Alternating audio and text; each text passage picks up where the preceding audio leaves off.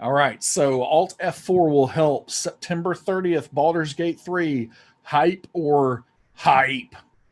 I think it is definitely the latter for me. Definitely looking forward to Baldur's Gate 3. Larian's an excellent, excellent studio. They really know what they're doing. I remember this was really funny. This is one of the ways that D&D Beyond has improved things out there that a lot of people maybe don't think about. But years ago, when Baldur's Gate 3 was not made yet and it wasn't, announced to the public or anything else, we got a request from, Wizards of the Coast and Larian to set up. I don't even know how many it ended up being, 30, 50, 50 people with access to D&D Beyond. And of course, they shared with us the news about what was coming with this game. But the developers for Baldur's Gate 3, in order to have an easily accessible version of the fifth edition rules and everything else going on with it, they got D&D Beyond access in order to do that. So D&D Beyond, it's nice to think about that in some small way. D&D Beyond helped out what was going on and what became this game, because yeah, everything I've seen with Baldur's Gate 3 looks phenomenal. The trailer was absolutely incredible. The gameplay looks to be very engaging and interesting. So very much so looking forward to that. Saber Runner, can we have the ability to customize initiative like you can customize AC? I play a homebrew class that gives dynamic initiative bonus, and there's no way to represent that. I think that that is very fair. Yes, and I actually I actually thought that we did that, but obviously, with the question, it sounds like maybe that never made it in. But it is something that we've discussed and something that we can bring back to the team, and we can check into that. A Kodak, given the high anticipation value of the class feature variant UA being available in the character builder, will there be some sort of announcement once the options are live? If you want to know anything about anything that we're doing, then you should follow us on social media: Twitter, Facebook, Discord. Also, all of those announcements happen there. The answer is yes. Anytime that there is a change log, anytime that anything like that goes live, we shout it from those platforms. So if you want to stay up to date on exactly what's going on, even if it's, of course, I will talk about this in a dev update. But if you want to know the moment that something is live, you can look at all of those social media accounts, and that's where you're going to find the most up-to-date information about what's happening. There's also a way that you can RSS the changelog entries. So anytime a changelog goes up, you can know about that there as well. CTJ Audio, is there any news on custom classes? No news. As I said a little earlier, we would love to do some more with homebrew, but we haven't been able to get there yet. So we're looking for ways that we can get back to homebrew at some point, but we haven't been able to do it. And being able to do custom base classes would be part of a pass that we would do there. Matthew Holland, 68. Is there going to be a way to drop encounters from books into the encounter builder? Definitely want that to happen. Looking for a way to prioritize getting it in place. You can copy encounters at this point in time. So there is a way that we could, in a workaround fashion, give you that access. But we are trying to see if we can get to the better way to do that before we go down that path. If it ends up being too much longer, then we'll see what we can do with the workaround version of that. Archangel 5388, will we get to be able to choose the toggles of what content is used in the random character creator? You can choose some of the toggles. I may not know which toggles you specifically are referring to here, But I can tell you that for the random character generator, that is something that we implemented before the launch of D&D Beyond, and we really haven't spent any other time with that. And if we see enough demand from the community, people wanting to see more out of that random character generator, then it is something that we could certainly spend some more time on and flesh out that system a little bit more. But we haven't seen that level of demand yet for the feature. I think that it is being used, and I think that people, it makes some truly random characters at times, and so I've definitely seen a lot of fun coming out of that. But ultimately, we'll keep an eye on the community and what's being requested with that. And at this point in time, we have no current plans to do much more with it in the short term.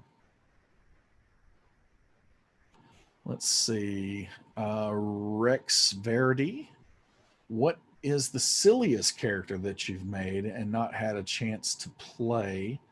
That is a real question. I play a lot of silly characters, to be quite honest. Um, hmm. I don't know. I may need to come back to that one. I had a gnome artificer in third edition that I was really excited to play, called Gamdel Banglabon. And Gamdel was a really silly character. And I think that on a dev update a time or two ago, I actually brought up the fifth edition version of Gamdel, who ended up becoming one of our very early test characters on D&D Beyond, because I just multi-classed into almost completely random things. And so he was a character where we were trying to break things with D&D Beyond.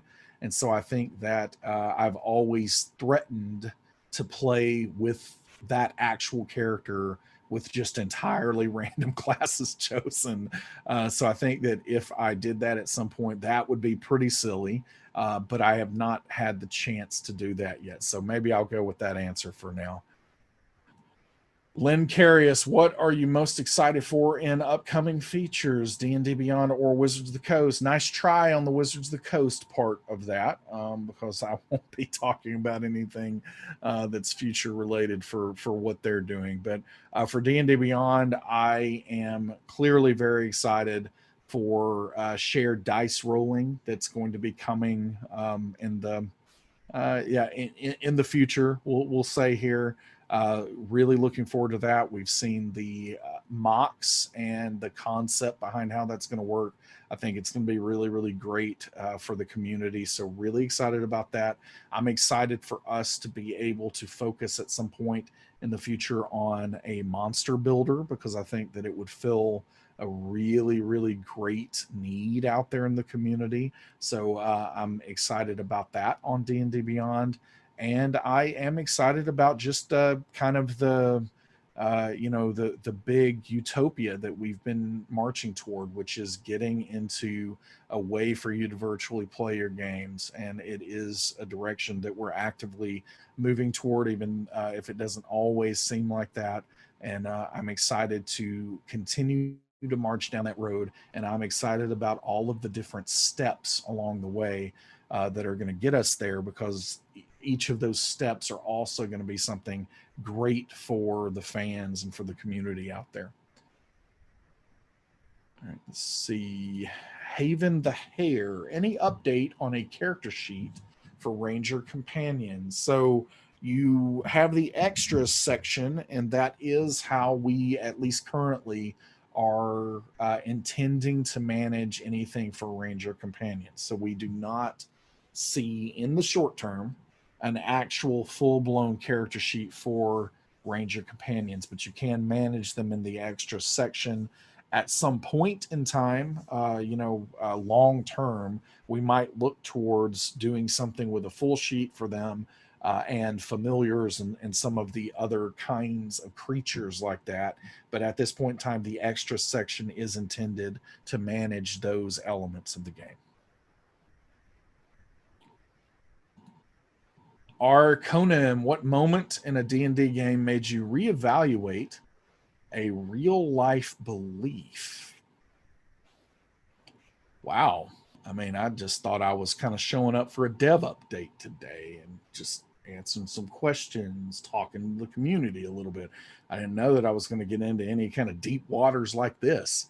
Um, no, I don't know if there's been a moment in the game that's necessarily made me reevaluate a real life belief. There have been many moments, um, too many to count, in the game that have made me, that have reinforced real life beliefs or possibly brought a deeper understanding or experience of some of those beliefs. So I can certainly say that. One of the things that I will share along these lines, and I will try not to pontificate too much, is I'm currently working on just kind of a fun musical related project. And I think that gaming in the middle of this pandemic and everything that's going on with quarantine has been a really, really important bright spot in the middle of a lot of darkness, a lot of gray, a lot of just monotony and loneliness and everything else that's happening in our world right now. And I think that one of the things that the game has reinforced with me in this moment, and this is coming out in this musical project, is the reason that I am referring to that, is in the middle of writing some of the songs that are included there and everything else, and even the story about what's going on in that musical. It's basically putting it out there that gaming really isn't just a game. Like, you know, we've gotten to a point with where gaming has come that I can play something like Journey, the video game Journey, and, you know, almost have a transcendent experience through just simply playing a video game. I can absolutely play Dungeons and Dragons or any other tabletop role playing game and connect with the people around the table, virtual or otherwise, in profound ways. And, you know, as human beings, we have a connection, a primal connection to storytelling. And the fact that telling stories, you know, is so central to what makes the human experience. I think that when we're telling stories, even when they're make believe, it really can affect our mood. It can affect our, you know, just how we perceive life around us and everything else. And so I think that that is why, in the middle of everything that is going on right now, playing games is possibly more important than it ever has been before, and telling stories is more important than it ever has been before. And the great thing about something like D&D is it allows you to do both those things at the same time. So I would say that you know, there hasn't been much that I could probably call out or have time to talk about that has made me reevaluate a real life belief. But I think that playing games with others in this way, especially storytelling related games, reinforce a lot of beliefs and help me experience those beliefs in very, very profound ways. Knee Capper, any updates available on upcoming third-party partnerships on the horizon, Tailspire, Reroll, etc.? No, no updates on any of that. And yeah, I mean, even if there were updates, they wouldn't be things that I could share until we were ready to share them. But no updates. ZXDM, hi Adam, will we be able? Hello, by the way. I didn't mean to gloss over that. Thank you. Will we be able to add extra monsters / NPCs into the combat tracker once combat is underway? Cheers. I believe that is, I'm not exactly sure where that's going to fall. It is definitely a planned feature, though. So I will say that it is on the list and it is something that we want to do. Aragorn 66J, Adventures League integration, when? I'm not exactly sure, but again, on the list, something we want to do. We've got a pretty good idea of what we want to do with that, but no concept of when yet. Pearls of Wisdom. Are there any plans to allow dice sharing maybe at the master tier? So I mentioned dice sharing before, and yes, that is something that is going to be available. We're not quite ready to talk about exactly how that's all going to work yet, but it will be available, and definitely looking forward to that getting out to everyone.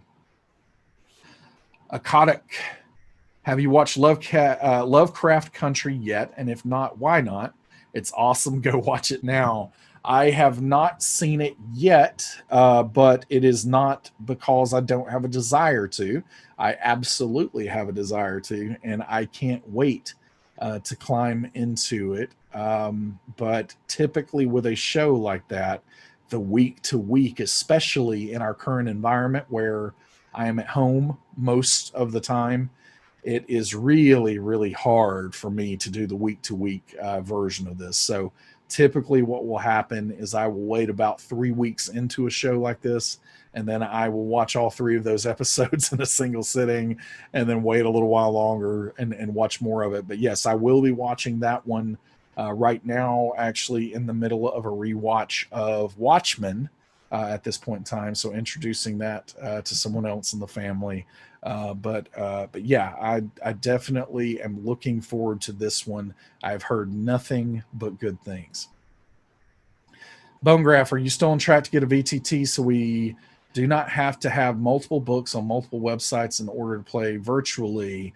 So what I will say, yes, we are marching down the path of having a form of virtual tabletop for sure. But the other thing that I can say is there are some great community tools out there.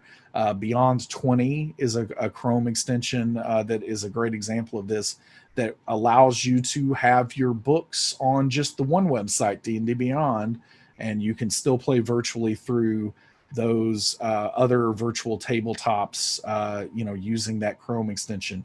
And from everything I've seen, it's excellent work, and it does a great job. So yeah, definitely hear you on not wanting to own books in multiple places. Buy them all here on D&D Beyond, and the community has provided some great tools to be able to, in the meantime, while we're working on our final solution, which again is not we don't intend that to look like current generation VTTs.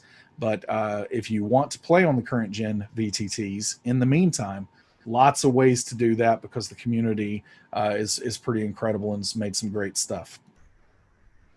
Nuclear John, can you go into more detail about extended spell list? I'm not sure what this new feature means for characters. Maybe showing an example would help. Let me see if I can do that. Am I still sharing? All right, let's see if we can get into that. All right, so I'm trying to think of which way I would want to do this the most. So let's look at a background, maybe. So we're going to use an existing background as a template, the Azorius Functionary. Azorius Functionary. Uh-oh, you're going to see all the pink fields. All the pink fields are admin-only fields. So don't get any ideas. But ultimately, this is the Azorius Functionary that is, let me find the spells part of this. This is going to be great because I actually haven't looked at this in a long time, to the point of I might not even know what I'm doing. So we're about to learn this together. So spell list introduction description. So that's going to be a new field that you see here. So it talks about the additional spells as an introduction. So, this is essentially where you would put your prerequisite, and then spell list extended description. So this is, more place for you to put that.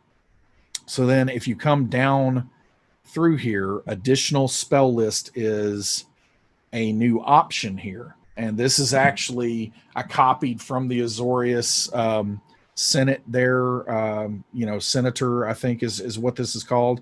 And this is an example of the homebrew thing that's not quite working on the copy over right now that I was talking about earlier. The team is working on this.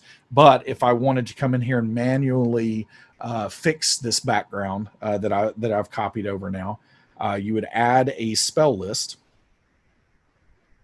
And again, all this is doing is, if I select this background, the way that these backgrounds work in the actual official material is it says, hey, if you are a spellcaster, if you have spellcasting or pact magic, you are going to get these additional spells at the levels where you would qualify to get spells of that level. So that's all that's happening.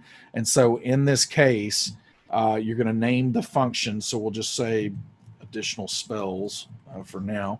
But then you would come in here and I can choose whatever I want those spells to be. Excuse all the copy of, lots and lots of testing on this account. So I can go through and choose whatever spells I would want to be available for that. And let's say we are just going completely bonkers here, and we're saying that people, I'm trying to think of, I think Absorb Elements is a first level spell, Misty Step second, I think, or is it first? And then a fourth level spell, we'll say Polymorph, and then a fifth level spell. What's a good fifth level spell? I don't even know fifth level spells because I never get to play spellcasters that high of level. Fifth level spell, what would it be? I don't know. It's not a fifth level, but I'm going to do Force Cage because it's an awesome spell. And then we're going to save that. And then what is going to happen is you will see now all the way down here on the additional spell list, you have that added. And if I went and created a character now, and let's give this a better name maybe, where I will actually know what I'm looking at. That's a long form, especially with all those pink fields. So we're going to say Adam's awesome background. And I'm going to save that long form. Where are you at? Save. There we are. All right. So I'm going to save that. And then if I go to create a character now, let's try that out. So character builder. Standard. Oh, I didn't click it. Sorry. I always have to randomize. Oh, Eric. Meet Eric. Hello, Eric. And shout out to Fantasy Name Generators from day one on DDB here. Has given us some great names. Very, very cool resource. I encourage everyone to check that out. So now we are going to choose, let's choose a wizard. And we're going to say, just for the purposes of this, I don't know what level you get 7th level spells. So we're just going to say this is 20th level, whatever now. And then we can do point by. This is not going to make a very great wizard, but I'm just trying to get to the character sheet unlock here. So now we can go to spells. And if I'm managing my spells, you can see that I'm probably doing some. Oh, I've got to still choose the background. That's the thing. I made this on a background. You have to choose that background. So let's go back and do that. So the description, we're going to choose, where is Adam's awesome? So I'm probably going to have to, I've got to add it to my collection. Got to add it to my collection. I'm doing it live, folks. Doing it live. All right. So Adam's awesome background. There we are. Can't be shared with the community, which makes a lot of sense. And, oh, it's in my collection. Maybe it's not showing up yet. It's not showing up yet. Caching. All right. So we might not be able to do this because a little bit of caching there, but I would add that background. And what would happen on my sheet is I would be able to see that because I'm the appropriate level, those spells would automatically be available for that character there. So, so that's how that would work, and that's how you would do it through the homebrew portion of this. You just simply will take the additional spells and add whichever spells apply to that background. You can also do this for races. So if you want to go to a sub race like the Dragon Marked races and add different spells that would be available at different times for those, you can absolutely do that as well. All right, we back. All right. Let's see what's next. Raven DeMarco, are you planning on updating the character builder race selection as there is missing info on many races and variant races? I'm not exactly sure what you mean there, unless you are referring to the idea that when you're selecting a race in the character builder, it ends up doing some kind of wonky stuff with especially if we have, orcs of Eberron, orcs of Exandria, like, all of these different flavor elements for those races. Sometimes that doesn't filter up through because a lot of the race information that you see in the character builder is based on essentially the parent race there. And so there are better ways for us to do that, and it is on our list. It's just something that we haven't gotten to yet. You should be, if you're ever curious about any of those elements and wanting to know more about them, you can always go to the race page itself, and that is going to have the most up-to-date information. But it is something that we want to fix in the character builder as well. We just haven't been able to get to that. Puka Prime, people who pre-purchased early during the live 2020 event will also get the pre-order perks. So I'm assuming you're talking about Icewind Dale, Rime of the Frost Maiden here, and the answer is yes. If you have pre-ordered at any point in time in any way, you will receive all of the pre-order perks if you have pre-ordered. So yeah, it doesn't matter when you did that. Even if you pre-order through which I think they're sold out now, but the Platinum Edition with Beetle and Grimm, all of those will also get the pre-order perks. So yeah, if you pre-order in any way, they are available to you. Ben's 74M, I have tons of homebrew. Any plans to add search fields to sort out our collection and or make our homebrew searchable by shared campaign players by adding an include homebrew checkbox in the various search menus? Yeah, we definitely have plans to make virtually everything with homebrew more user friendly, and that is something that we just haven't been able to focus on, something that we want to do. We'll keep you posted as that happens, but all of the things you mentioned would be things that we would be considering as part of those updates.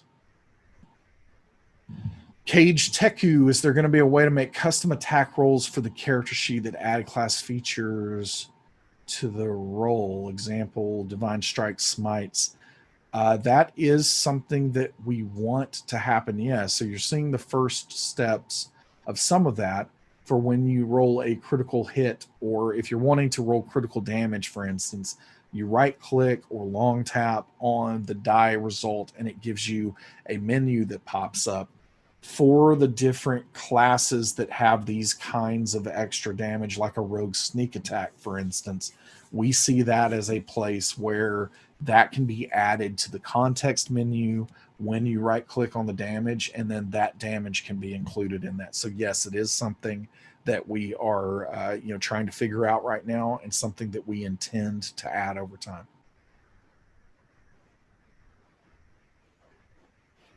Mega Man XZXZ is implementing re-rolling damage dice, example great weapon fighting, on your radar. Also expanded crit range, example champion fighters. Yes, all of those are examples of things that we would be wanting to do over time with dice rolling, and that we will incorporate over time for that.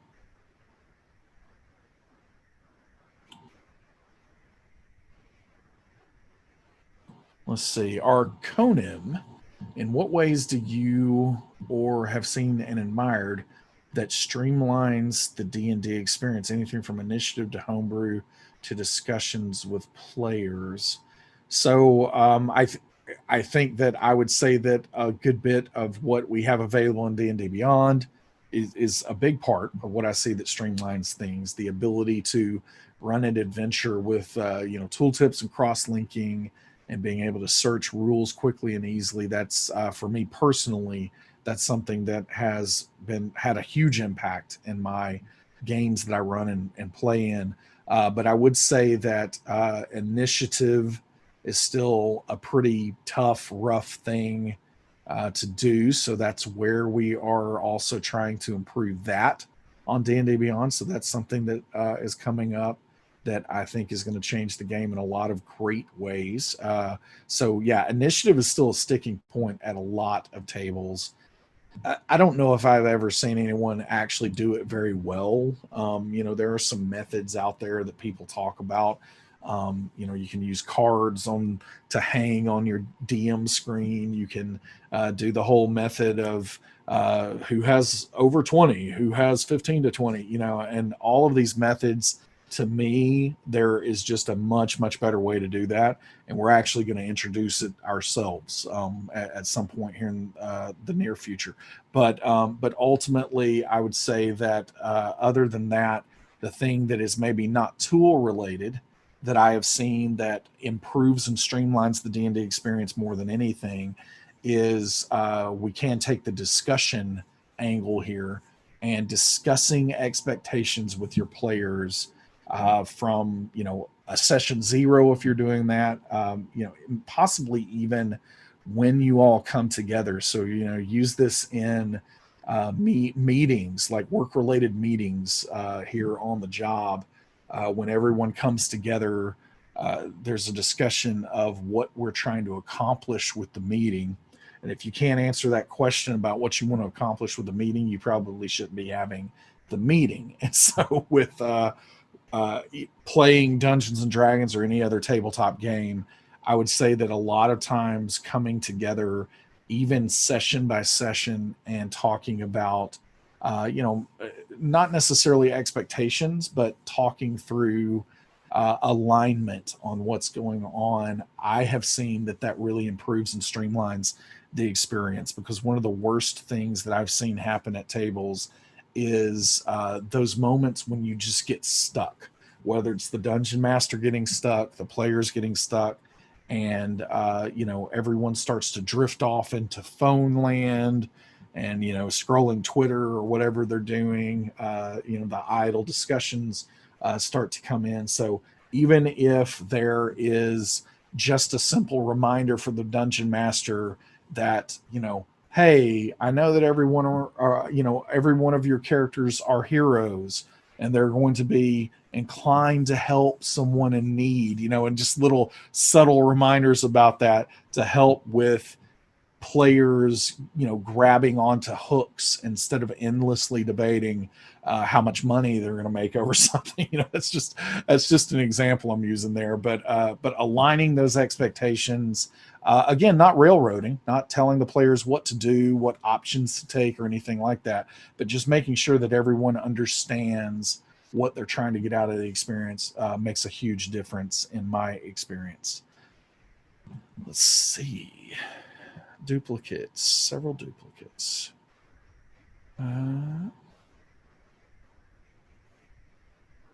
Okay, here's a new one. Irrational DM. Will it be possible to associate a character with a particular dice set?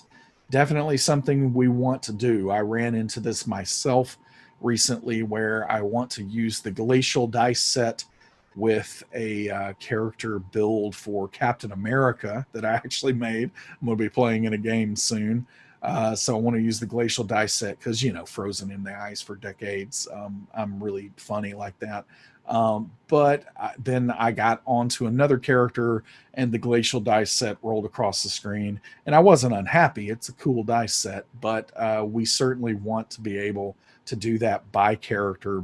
This is far, far off, so don't be getting, too excited about it yet. But we would even like to do that kind of on a roll by roll basis at some point, where you could use some kind of flaming dice set to represent fireball damage dice, for instance. So those kind of things are things that we're talking through, and things that it would not surprise me if you saw that at some point in the future. Kind of related, Lord Garthon, ability to roll random dice from all different kinds you own. I like that too. That makes sense, and we can look into that.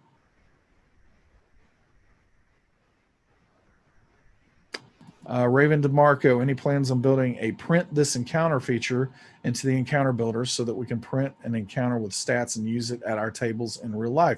I think that's a great enhancement and something that we can talk about. It is not on the short-term roadmap, but it is something that we could talk about. Let's see.